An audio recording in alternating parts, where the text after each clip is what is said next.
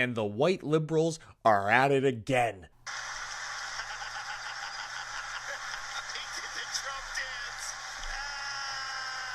Welcome back to the channel, guys. It's been a little while, but I am back with some more information because the United States election has come and gone, and Donald Trump destroyed that bitch. That's right, Donald Trump went on a rampage with the Electoral College, the popular vote, and people are wondering, and by people I mean white liberals, are wondering how this happened. How did Trump's racist, and he's racist. You would think that if he was racist, that a lot of people in the NFL and black athletes in particular would have gotten the memo, but white liberals hate the fact that black athletes are embracing them. They're sitting there, they're like, oh, how dare these black people? You guys belong to us. You are ours. You do what we say. It sounds an awful lot like slavery if you think about it, you know, slavery of the mind, them wanting slavery of the mind still now that they can't have slavery of the body, typical Democrats. Well, let's just run through some of the people, some of the athletes that have been doing the old Trump dance. Since he won the election.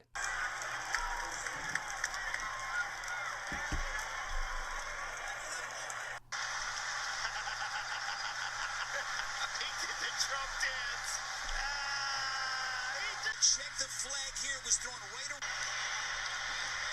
Smith, Zadarius Smith, with a sack in his Lion. It's really just a beautiful thing, but it continues to show the Democrats and the liberals, they've learned nothing.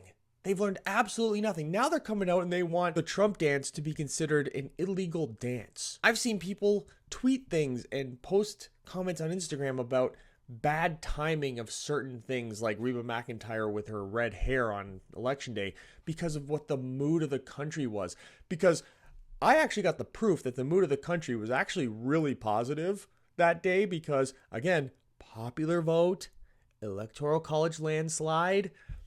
It was a really happy country the day of the election when Trump won. So I've said this before, and I'll say it again. You would think that after this, the Democrats would learn their lesson, that they would look at how they ran Kamala Harris against Trump and how they conducted themselves in the 4 years of Biden, that you think that they would learn their lesson, but they haven't. They all doubled down on the trans athlete stuff. They doubled down on racism and sexism and homophobia. They even, as of recently, Joe Biden gave the go-ahead for Ukraine to use United States long-range missiles on Russia. His parting gift, the Dementia King himself, the parting gift to the United States of America and the world from his 4-year debacle as president, is to basically give the green light for World War III. Right before Trump was going to take office and definitely prevent that. Because it wouldn't be Trump that would have given this go-ahead. These are one of the few things that the United States could do that could be humongously detrimental to the world. And they're all going to do it. And they haven't learned. No one on the left wants this. No one on the right wants it. They're just doing stuff that the establishment wants. The establishment and the corporations want racism. They want sexism. They want homophobia and transphobia to be in the forefront of what policy is supposed to be. That's the other thing. You can't even tell me what Kamala's policies were going into it. I've talked about this in a previous video. What were they other than I'm not Donald Trump? They didn't have any. But her staunch online support groups would tell you that she had the best policy. Her policies were what? That she wasn't a white guy. Therefore, great policy. Don't be a white guy. Like, I don't understand. And the other thing the establishment loves is war. We know this.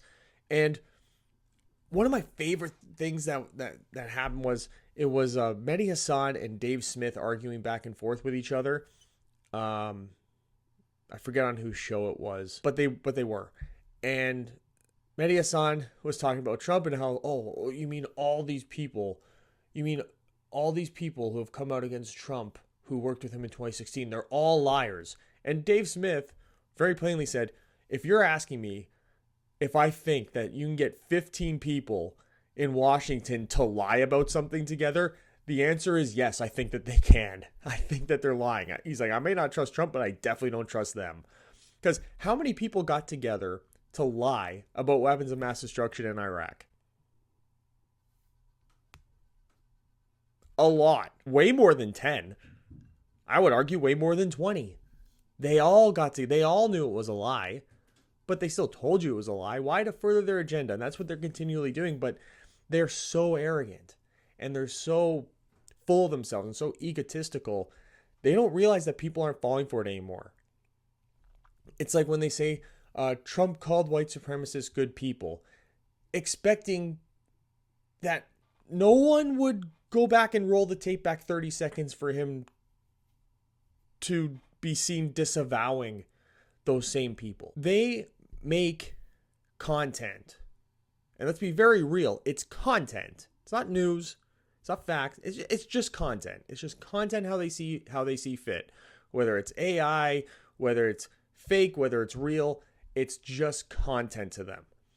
They make it for people who the only thing they consume is what those people tell them to consume, which is just what they're saying in that moment. They will not go outside of that. They won't go look into things on their own. They will live comfortably within that bubble. And that bubble has gotten smaller and smaller and smaller and smaller. And now it's almost non-existent. So if Democrats want to win at this point, the only hope they have is running Michelle Obama.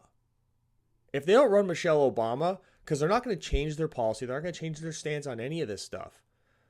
So unless they run the most popular person they have left, the only person who has popularity that could match really how any conservative feels about any of these like new age Republicans that have come along since 2016, it's going to be just one loss after another. And I'm really looking forward to it because there's nothing I like more than a good scream crying phone camera video after an election loss by some psychopath who needs serious mental health treatment. All in all, folks, why is it that liberals hate black people who don't do what they're told?